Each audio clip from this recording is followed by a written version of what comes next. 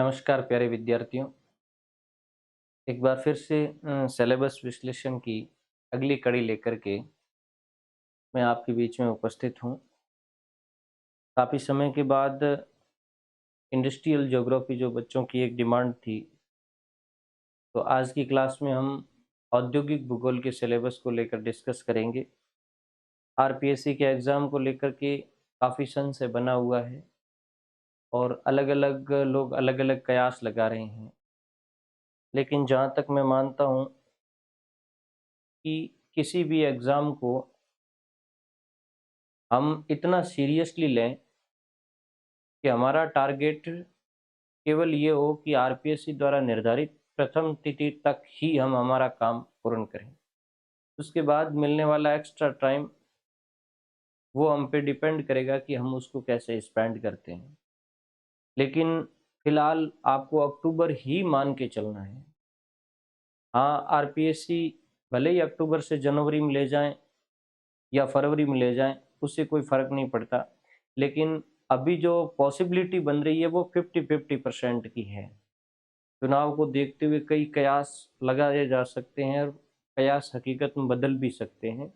लेकिन मैं आपको ये भी सलाह दूँगा कि आपका जो अभी तक कंटिन्यूटी बनी हुई है, उसके हिसाब से आप अक्टूबर तक अपना काम है वो क्लियर कर लीजिए। तो आज अपना जो सिलेबस विश्लेषण का अंक होगा वो इंडस्ट्रियल ज्योग्राफी को लेकर के होगा। औद्योगिक भूगोल हालाँकि काफ़ी बच्चों के लिए समस्याग्रस्त चैप्टर रहता है, क्योंकि पीजी में हम इसे पढ़ते नहीं हैं और ये चीज़ नई-नई आती है तब एक बार दुविधा देती है। लेकिन हमने कोशिश की है कि आप इंडस्ट्रियल ज्योग्राफी से कहाँ-कहाँ, किस-किस मैटर तक, कितने स्तर तक जाकर के आपको पढ़ना है। देखो, जब आप सिलेबस की पहली चीज़ देखोगे तो वहाँ आपको नेचर, स्कोप एंड डेवलपमेंट मिलेगा। हालाँकि ये चैप्टर इम्पोर्टेंट है, लेकिन इतना बड़ा नहीं है इंडस्ट्रियल ज्योग्राफी को लेकर के कि इंडस्ट्रियल ज्योग्राफी के डेवलपमेंट को बड़े पैमाने पे पूछा जा सके या इसके नेचर को पूछा जा सके। एक आध प्रश्न की संभावना है, हालाँकि पिछले 2 एग्ज़ामों के अंदर नेचर, स्कोप और डेवलपमेंट में से कोई प्रश्न नहीं पड़ा है। फिर भी मैंने आपको कोशिश की है कि किस तरीके से आपको नेचर, स्कोप और डेवलपमेंट को कंटिन्यू करना है और उसको है वो मैटर को तैयार करना है। हमारा जो ज़्यादा फ़ोकस इंडस्ट्रियल ज्योग्राफी में रहना चाहिए वो थियरीज़ को लेकर के है। जो भी 4-5 इंडस्ट्रियल लोकेशन की थियरी दी है वो सबसे बेटर है, और इसके अलावा इंडस्ट्रियल रीजन और ट्रांसपोर्टेशन ज्योग्राफी है, ये अपन नेक्स्ट क्लास में देखेंगे ट्रांसपोर्ट ज्योग्राफी। तो देखो, अर्थ, प्रकृति और विषय क्षेत्र, हालाँकि प्रकृति विषय क्षेत्र के अंदर विषय क्षेत्र प्रकृति में समाहित हो जाता है, और स्कोप तो डेवलपमेंट, तो आपको मूल रूप से डेवलपमेंट और नेचर इन दोनों के संदर्भ में देखना है। अर्थ का इतना कोई बड़ा प्रश्न नहीं पूछा जाएगा।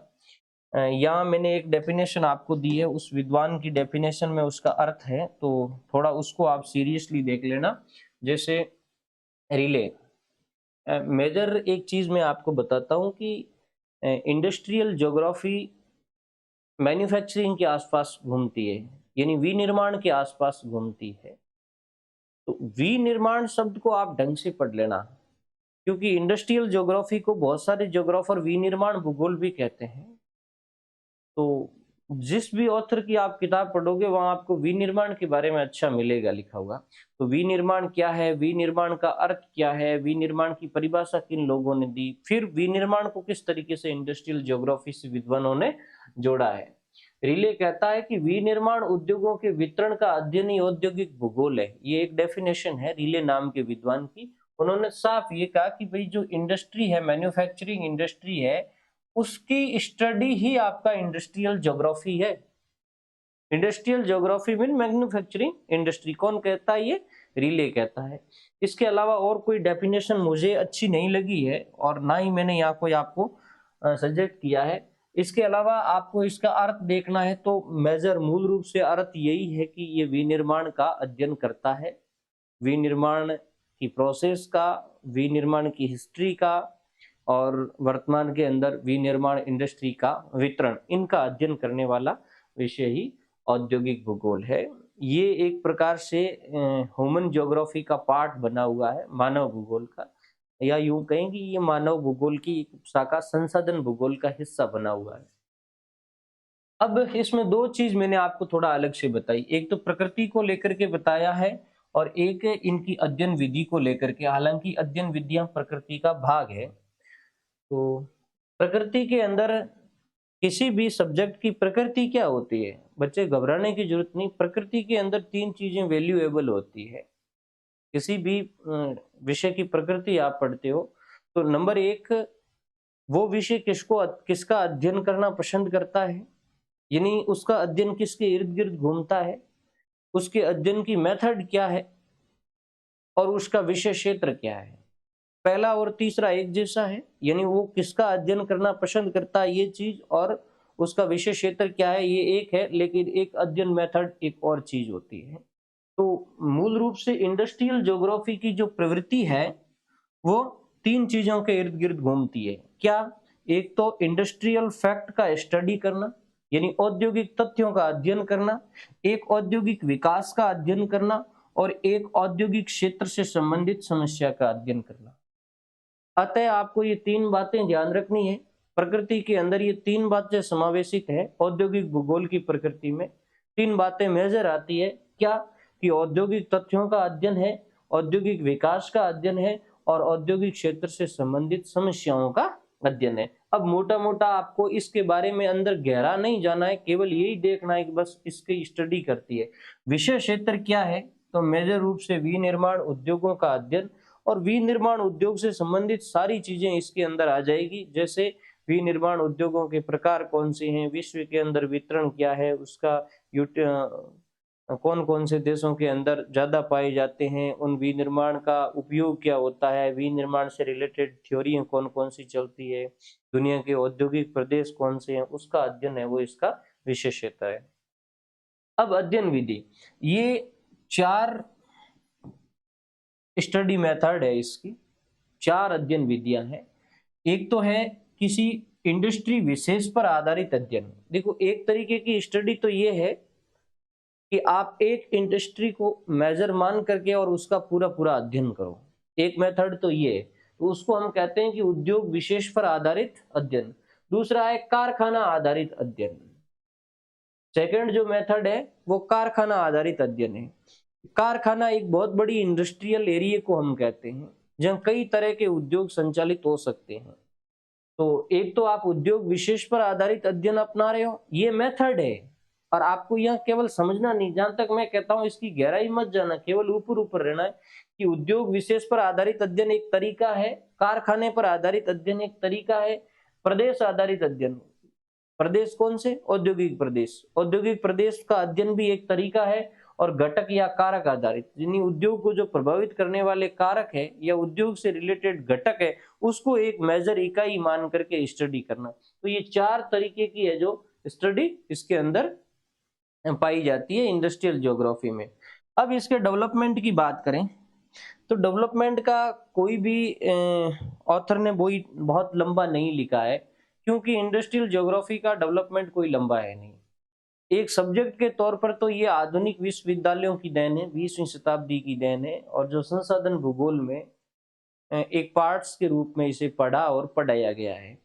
लेकिन मूल रूप से बात देखें तो औद्योगिक ज्योग्राफी की हिस्ट्री कहाँ से शुरू होती है, तो वो शुरू होती है इंडस्ट्री के शुरुआत से। यानी दुनिया में जब से उद्योगों की शुरुआत हुई है तब से औद्योगिक भूगोल अस्तित्व में आया है। भले ही उसे पढ़ा और लिखा एक पुस्तक के रूप में नहीं गया हो, तो कोई बड़ा इससे प्रश्न बनता नहीं, इसलिए मैंने यहाँ कोई लंबा आपको लिखने की आवश्यकता नहीं समझी। बल्कि औद्योगिक विकास की जितनी सारी घटनाएं हैं वो औद्योगिक भूगोल की हिस्ट्री है, ये आपको समझना है।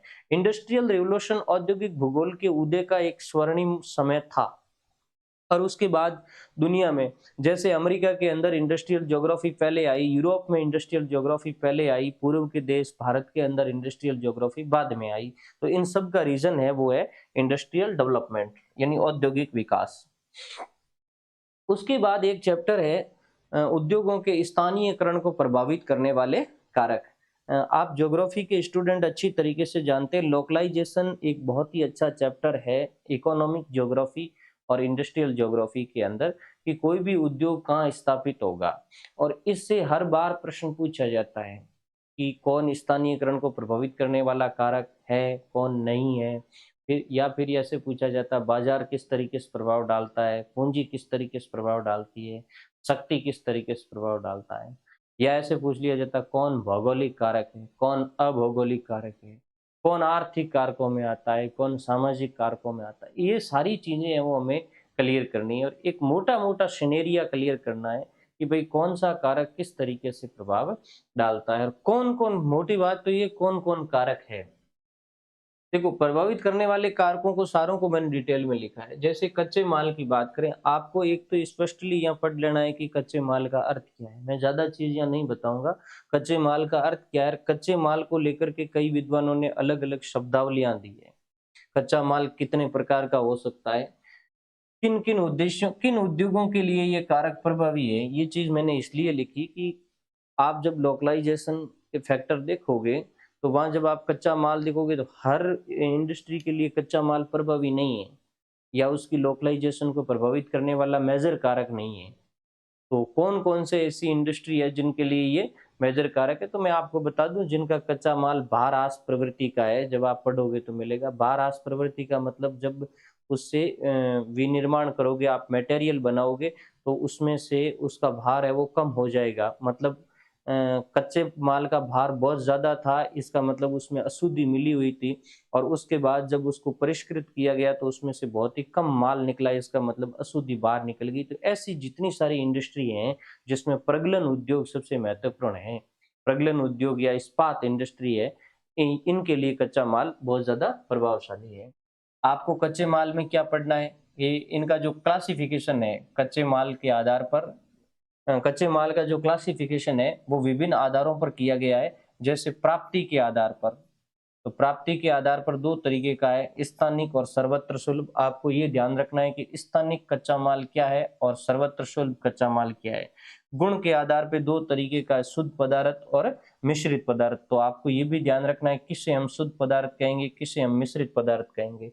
और एक जो मिश्रित पदार्थों के लिए एक शब्द यूज होता है भारहास प्रवृत्ति का कच्चा माल, और किन इंडस्ट्री के लिए ये काम आता है, ये चीजें आपको तैयार करनी है।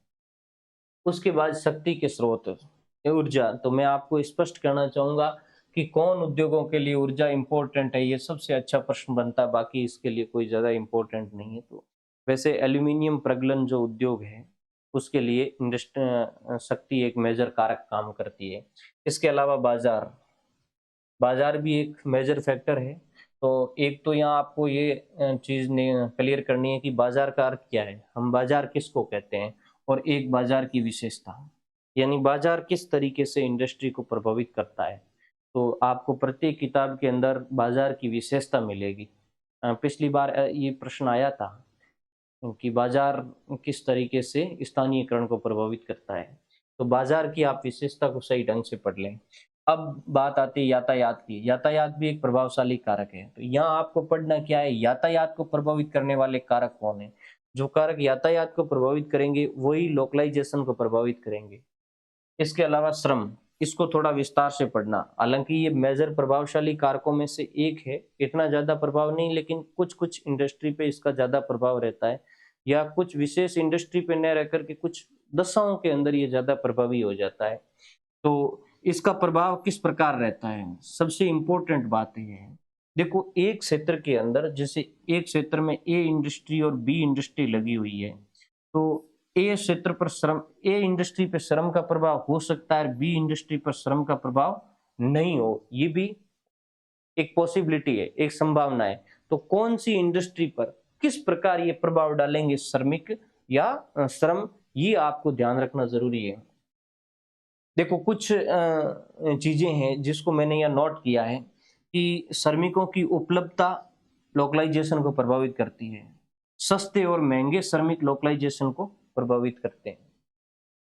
इसके अलावा श्रम का प्रभाव, कुछ इंडस्ट्री पे श्रम का प्रभाव ज्यादा है, कुछ इंडस्ट्री पे श्रम का प्रभाव कम है। जो इंडस्ट्रियां श्रम पर मेजर आधारित है या जिसके लिए श्रम की ज्यादा आवश्यकता रहेगी, वहां एक श्रम प्रभावी फैक्टर है वो बन जाएगा। और कुछ में मशीनीकरण ज्यादा है तो वहां श्रम की कम आवश्यकता रहती है, तो वहां वो एक कम इफेक्टिव कारक बनेगा। श्रम से रिलेटेड कुछ शब्दावलियां हैं जो विभिन्न विद्वानों ने यूज की है, उसको भी आपको समझना है। कि कौन सी डेफिनेशन किस शब्दावली को इंगित कर रही है। जैसे श्रम दर है, श्रम पूर्ति है, श्रमिक स्थिरता है, श्रमिक गतिशीलता है। ये शब्दावलियां और इनकी परिभाषा आप कहीं से भी अपनी किताब से ढूंढ करके बढ़िया तरीके से तैयार कर लेना। और एक श्रम को प्रभावित करने वाले कारक, देखो श्रम को प्रभावित करने वाले कारकों में आप देखोगे तो कई तरह कारक पड़ेंगे। इनको थोड़ा ढंग करके समझ करके और इसको पढ़ना है। सस्ते श्रमिक, महंगे श्रमिक, श्रमिकों की उपलब्धता, ये सब केवल डेफिनेशन नहीं, इसमें आपको ये भी देखना है कि भाई श्रमिकों की उपलब्धता कैसे प्रभावित करती है।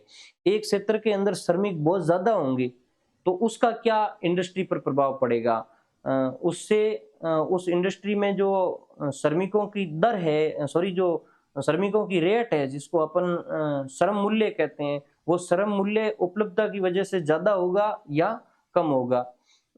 मैं आपको बात करता हूं, जैसे मुंबई के अंदर बहुत सारी इंडस्ट्री लगी, इसके पीछे एक कारक है श्रमिकों की उपलब्धता। वहां श्रमिक बहुत ज्यादा उपलब्ध है। अब श्रमिक उपलब्ध है तो इंडस्ट्री के पास एक विकल्प ये भी रहेगा कि वो सस्ते श्रमिक ढूंढ सकती है, क्योंकि श्रमिक जहाँ ज्यादा है वहां सस्ते श्रमिक मिलने की भी संभावना रहती है। तो इसमें क्या है कि एक विवेकशील प्रश्न आ सकता है, हो फैक्चुअल प्रश्न की कोई पॉसिबिलिटी नहीं है, एक विवेक से प्रश्न बनाया जा सकता है। तो अपन को कम से कम ये समझ होनी चाहिए कि श्रम किस तरीके से इंडस्ट्री को प्रभावित करता है। उसके बाद भूमि है, ये तो एक सिंपल कारक है, बस याद रखना है। जलवायु है, जल है। इसके अलावा एक कारक है जिसको मैंने अलग से लिया है, सकेंद्रण, या जिसको कहते हैं भौगोलिक साहचर्यता। सकेंद्रण का यह तात्पर्य होता है उद्योगों का जमावड़ा, जिसको हम कहते हैं, यह एक ही स्थान पर उद्योगों का बहुत बड़ी मात्रा में जमना या स्थापित होना, ये सकेंद्रण है। और ये इंडस्ट्री को, लोकलाइजेशन को प्रभावित करता है। फॉर द एग्जाम्पल, बॉम्बे के अंदर 10 इंडस्ट्रियां आई। अब 11वीं एक इंडस्ट्री सूती वस्त्र उद्योग थी, तो उसकी लोकलाइजेशन के लिए वो जो 10 इंडस्ट्रियां जो एक स्थान पर स्थापित हुई है वो प्रभाव डालेगी। आपको वो सर प्रभाव क्यों डालेगी?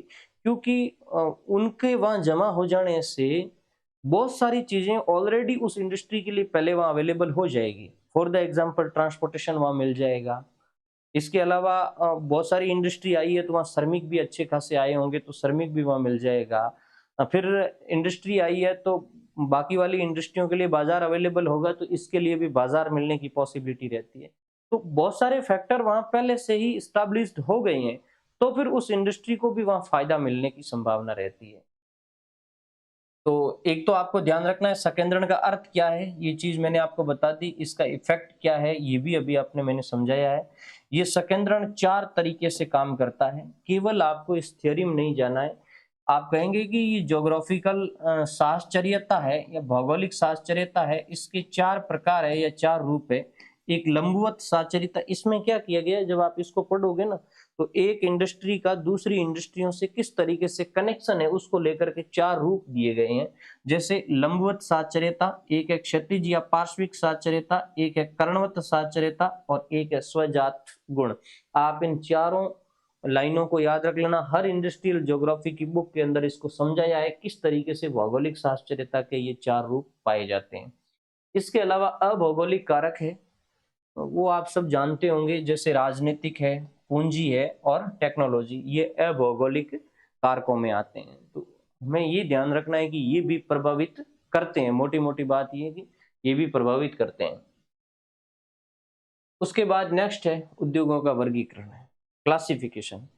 ये बहुत ही अच्छा चैप्टर है और उसमें भी जब आप अपना सिलेबस देखोगे तो उसके अंदर क्लासिफिकेशन का एक सिंपल सा ही चैप्टर दिया हुआ है, जिसमें 2 इंडस्ट्रियां दी है, रिसोर्स बेस्ड इंडस्ट्री और फूड इंडस्ट्री, है ना। तो मैंने यहाँ थोड़ा सारा ही बताया, क्योंकि पिछली बार जब भी प्रश्नों के प्रकार पढ़ते हैं तो वो क्लासिफिकेशन के हिसाब से बाहर से भी पूछ लेते हैं। केवल अपन वहां लेकर के बैठ जाएं कि सर अपन को तो रिसोर्स बेस्ड ही पढ़नी है, यानी जो स्रोत आधारित इंडस्ट्री है या जिसको हम कहते हैं कच्चे माल आधारित इंडस्ट्री है उसको और फूड लूज को ही पढ़ना है। केवल वहां नहीं, हमें थोड़ा वाइड भी पढ़ना पड़ेगा।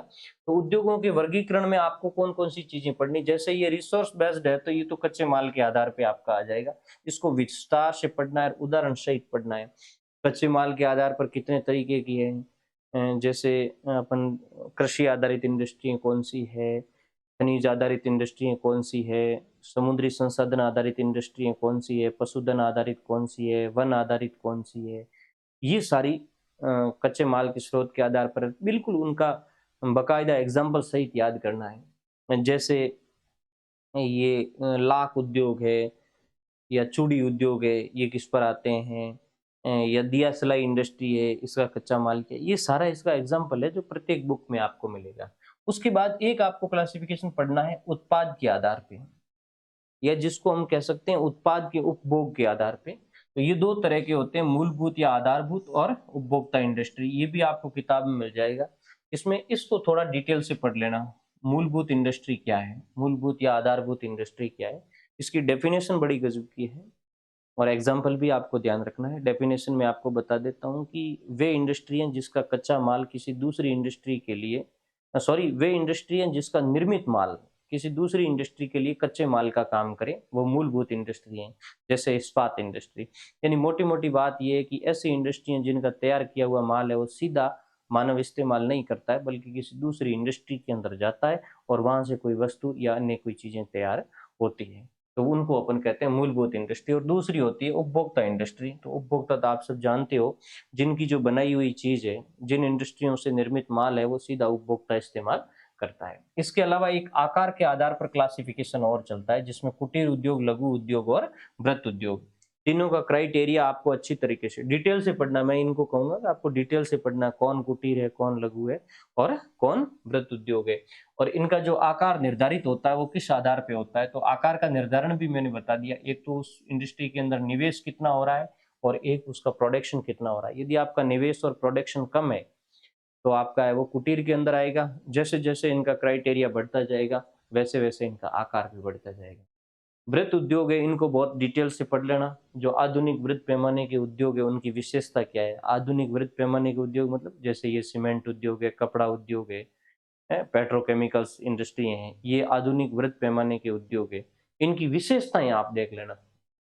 इसके अलावा एक क्लासिफिकेशन चलता है स्वामित्व के आधार पे, स्वामित्व कहते हैं या अधिकार के आधार पे।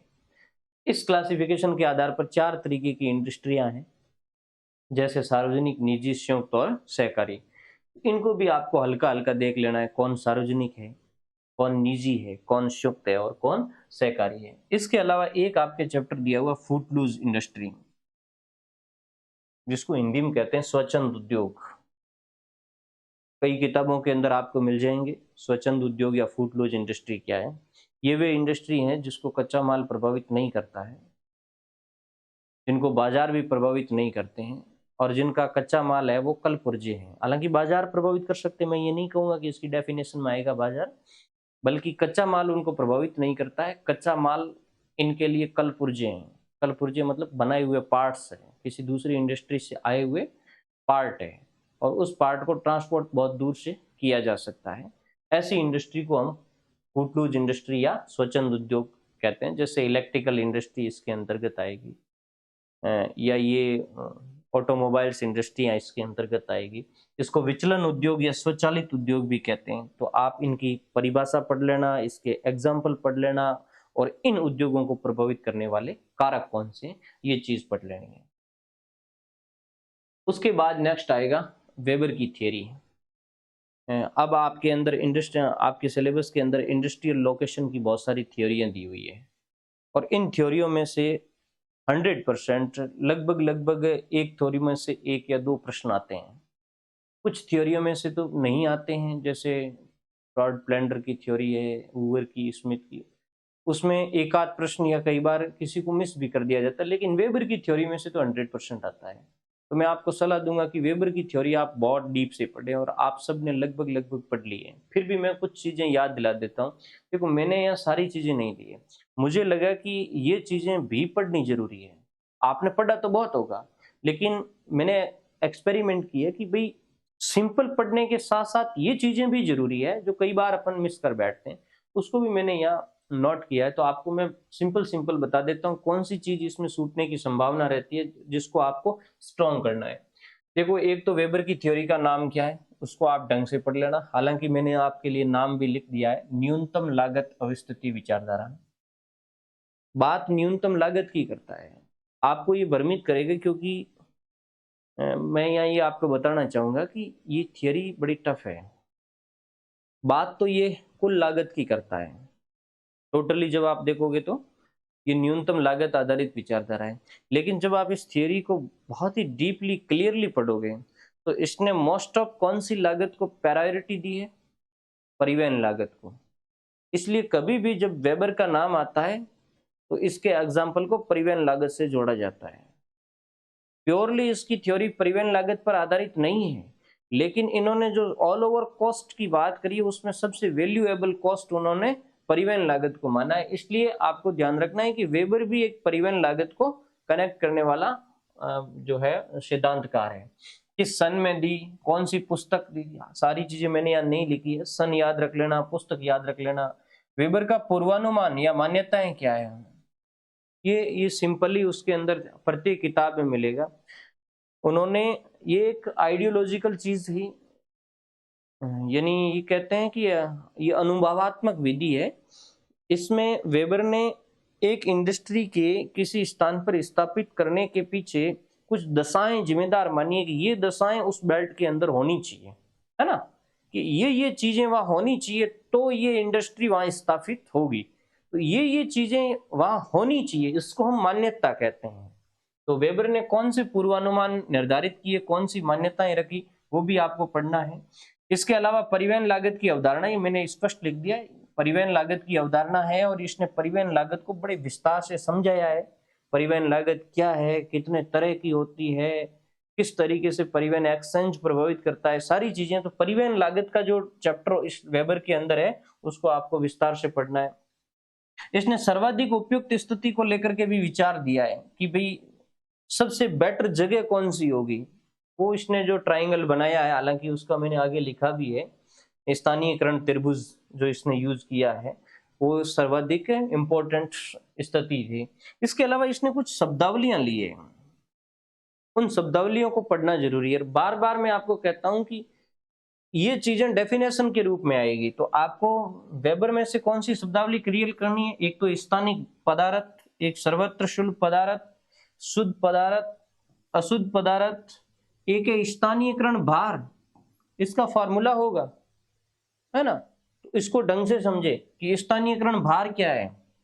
और एक है पदार्थ सूचकांक, ये कंसेप्ट है पूरा, पदार्थ सूचकांक या निर्देशांक। इन दोनों को डिटेल से पढ़ें, स्थानीयकरण भार को और पदार्थ सूचकांक या निर्देशांक को। पदार्थ सूचकांक क्या है, किस तरीके से निकाला जाता है, आदि। इसके अलावा उद्योग की दशाएं विभिन्न परिस्थितियों में, आपने जब इसको पढ़ा है तो इन्होंने कुछ कंडीशन बताई है। क्या कंडीशन? कि एक कच्चा माल एक बाजार, तो इंडस्ट्री कहां होगी। दो कच्चा माल एक बाजार, तो इंडस्ट्री कहां होगी। इस तरीके से इसने कुछ कंडीशन बताई है। तब मैंने यहाँ स्पष्ट लिखा है कि उद्योग की जो अलग अलग दशाएं हैं, जो अलग अलग कंडीशंस है, उसमें ये उद्योग कहाँ स्थित होगा, ये आपको देखना जरूरी है।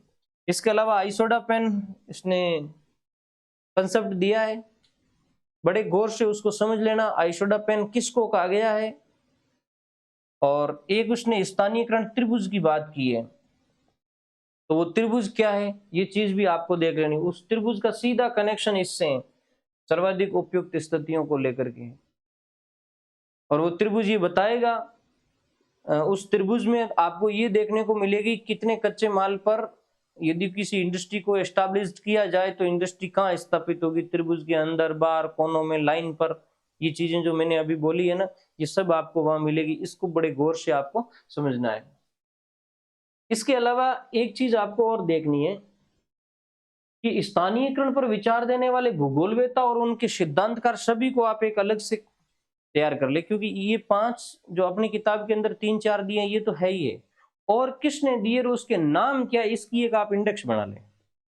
कई बार क्या होता है, सीधा नाम और थ्योरी को मिलान करने वाला आ जाता है, उसमें जरूरी नहीं है जो अपने अपने ही आए, कुछ बाहर वाले भी आ जाते हैं, तब थोड़ा कंफ्यूजन हो जाता है। इसके अलावा वेबर वाले चैप्टर में आपको एक चीज पढ़नी है कि वेबर की एक विकृति है। सबसे पहली बार उसने अपनी थियरी में ये माना कि ये चीज लोकलाइजेशन को प्रभावित कर सकती है। ट्रांसपोर्ट कॉस्ट के अलावा यानी लागत के अलावा भी कोई चीज प्रभावित कर सकती है, तो उसको उसने इंडिकेट किया कि भाई श्रम का मूल्य है ये इस चीज को प्रभावित कर सकता है। इसका मतलब उसने ट्रांसपोर्ट कॉस्ट के बाद यानी लागत के बाद, परिवहन लागत के बाद सबसे वैल्यूएबल चीज किसको मानी है? श्रम के मूल्य को मानी है। ये तो होगी वेबर की थ्योरी। उसके बाद लॉस की बाजार क्षेत्र विचारधारा। लॉस की थ्योरी किस नाम की है? बाजार क्षेत्र विचारधारा, है ना। बस सीधा प्रश्न तो यहीं से आ जाएगा कि लॉस ने अपनी थ्योरी किस नाम से दी, किस सन में दी, और उसकी पुस्तक का नाम क्या है, ये चीज आपको ध्यान रख लेना है। लॉस की मान्यताएं क्या है, बढ़िया ढंग से तैयार कर लेना। वही वेबर ने भाई मान्यता दी, लॉस ने भी कहा है कि भाई एक आइडियल एरिया के अंदर ये कंडीशंस होगी तो वहां है वो इंडस्ट्री स्थापित होगी। इसके अलावा आपको क्या चीज ध्यान रखनी है कि इसकी जो विचारधारा है इसका बेसिस क्या है, मूल क्या है। इसका मूल है कुल लागत और कुल आय, जिसको हम राजस्व कहते हैं, उसका अंतर। यानी वेबर ने कुल लागत को आधार मानते हुए थ्योरी दी थी, जबकि ये जो बाजार क्षेत्र विचारधारा है लॉस की, वो विचारधारा दो चीजों के अंतर पर आधारित है। वहां तो कुल लागत पर आधारित थी वो विचारधारा, जबकि ये विचारधारा है कुल लागत और कुल आय के अंतर पर आधारित। और मैं सीधा सीधा कहूंगा कि लॉस यही कहता है कि कुल आय और कुल लागत के बीच में सबसे ज्यादा गैप होगा, वही उस वस्तु का मार्केट बनेगा। क्लियर? मतलब अब ये कब होगा कि जब लागत सबसे निचले स्तर पे है और आय सबसे ऊपरी स्तर पे है, तो बहुत कम लागत और बहुत अधिक आय, तो ये जो एरिया बनेगा, ये एरिया उस इंडस्ट्री के लोकलाइजेशन के लिए बहुत ही इंपॉर्टेंट माना जाएगा। ऐसे स्थान पर इंडस्ट्री स्थापित होगी। तो आपको ध्यान रखना है कि ये विचारधारा कुल लागत और कुल आय के अंतर पर आधारित है। इसने एक मांग शंकु की कल्पना की है, आप ढंग से पढ़ लेना ये मांग शंकु क्या है। इसके अलावा लॉस भूदृश्य, यही मांग शंकु लॉस भूदृश्य के नाम से जाना जाता है, इसको भी आपको देखना है। और इसने एक षटकोणीय बाजार क्षेत्र की कल्पना की थी, वो षटकोणीय बाजार क्षेत्र क्या है ये भी आपको ढंग से देख लेना है। इसके अलावा ये तीन सिद्धांत की बात करता है। ये कहता है कि इस पूरी थ्योरी के अंदर तीन बातों को ध्यान में रख के बाजार क्षेत्र निर्धारित होता है, और तीन बातों को इसने तीन सिद्धांत दे दिया। तो जो लॉस का बाजार क्षेत्र विचारधारा है वो तीन सिद्धांतों का संगम है। एक तो लागत आधारित विचारधारा, एक कुल प्राप्ति आधारित विचारधारा, और एक लाभ आधारित विचारधारा। यानी ये तीन बातों को विशेष जोर देता है अपनी थ्योरी में। कौन सी तीन बातों को? एक वो कहता है कि लागत कितनी आ रही है, एक वो कहता है कि आय कितनी हो रही है, एक वो कहता है कि लाभ कितना हो रहा है। इन तीनों को मिला करके और आप है वो बाजार क्षेत्र स्थापित कर सकते हैं, और वही बाजार क्षेत्र आपके उस इंडस्ट्री की लोकलाइजेशन का मेजर फैक्टर होगा। उसके बाद नेक्स्ट जो अपना चैप्टर है वो है स्मिथ का सीमांत अवस्थिति सिद्धांत। नाम आपको बिल्कुल स्पष्टली समझ लेना है, नाम है सीमांत अवस्थिति विचारधारा। किसने दिया? स्मिथ ने दिया।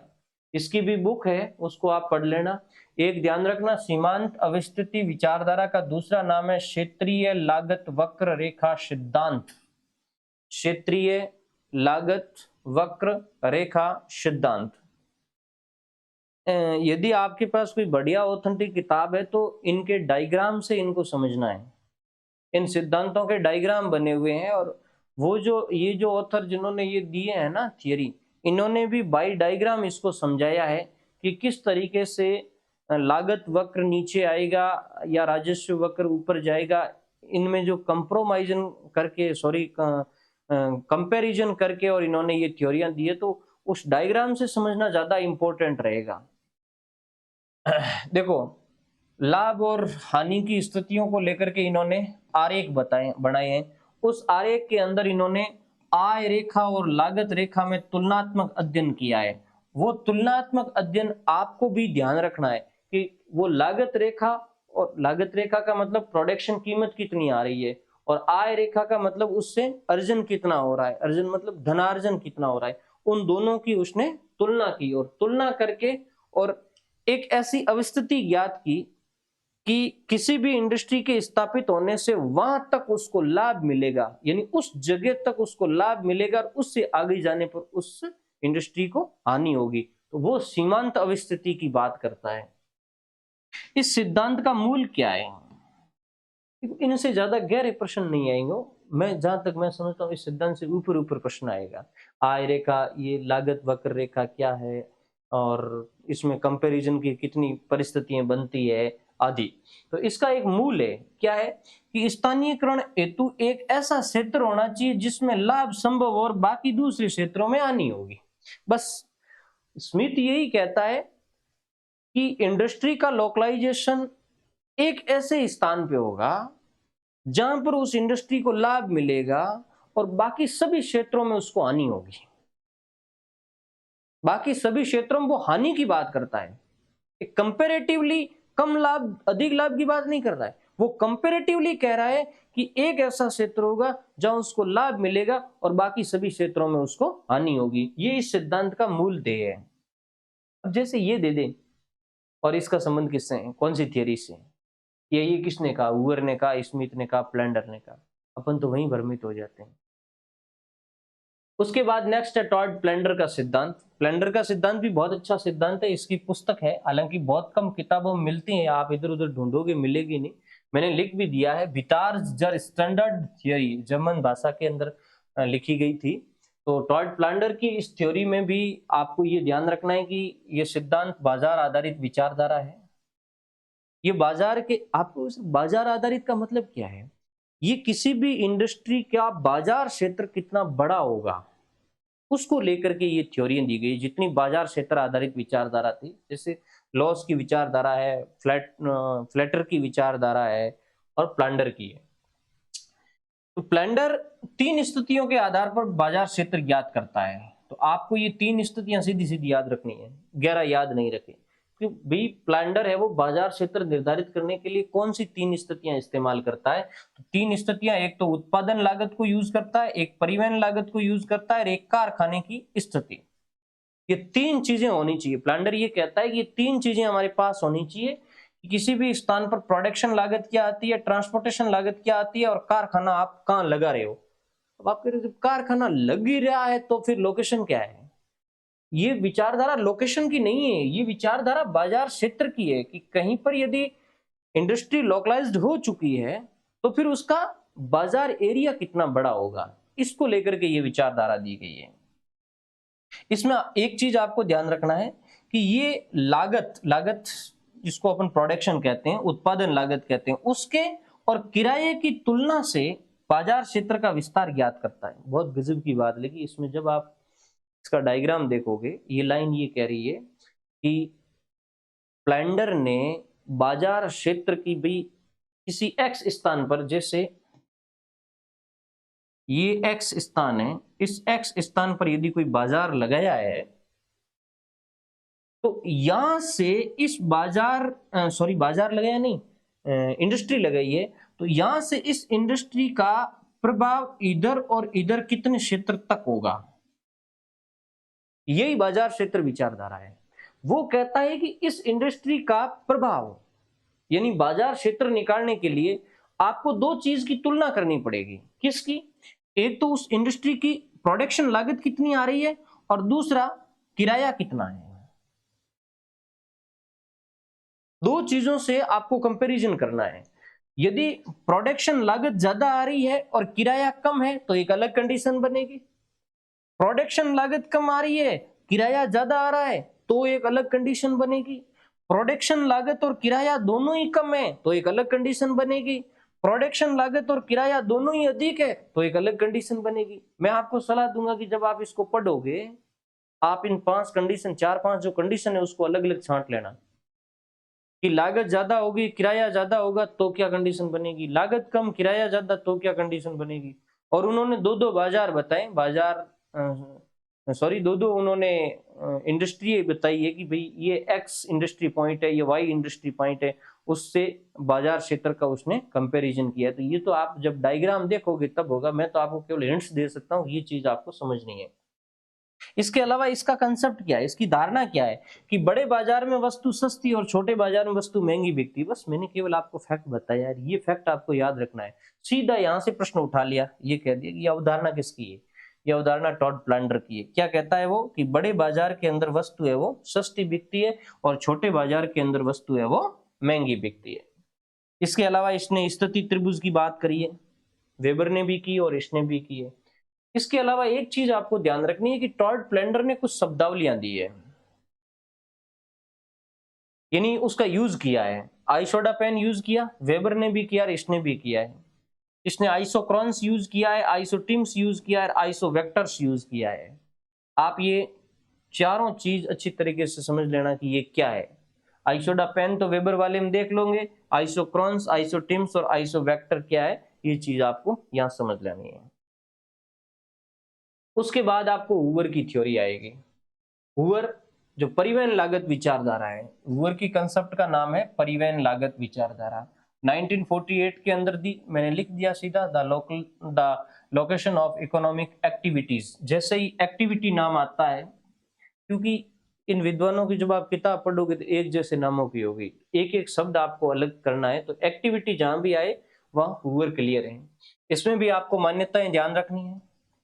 इसके अलावा परिवहन लागत को इसने इंपॉर्टेंट माना है, परिवहन लागत को लेकर के उसने जो कंसेप्ट दिया है उसको आप ढंग से पढ़ लेना। वो परिवहन लागत के कितने प्रकार बताता है, परिवहन लागत को किस तरीके से वो डेफिनेट करता है। इसके अलावा उसने लागत के दो प्रकार बताए हैं, एक परिवहन संबंधी लागत और एक उत्पादन प्रक्रिया संबंधी लागत। आपको पढ़ना है परिवहन लागत में कौन कौन आता है और उत्पादन प्रक्रिया लागत में कौन कौन आता है।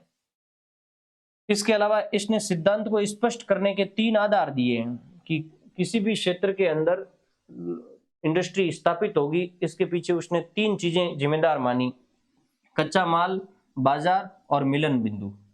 फिर यहाँ पर परिवहन का कैसे इफेक्ट है उसको लेकर के और उसने ये कंसेप्ट दिया है।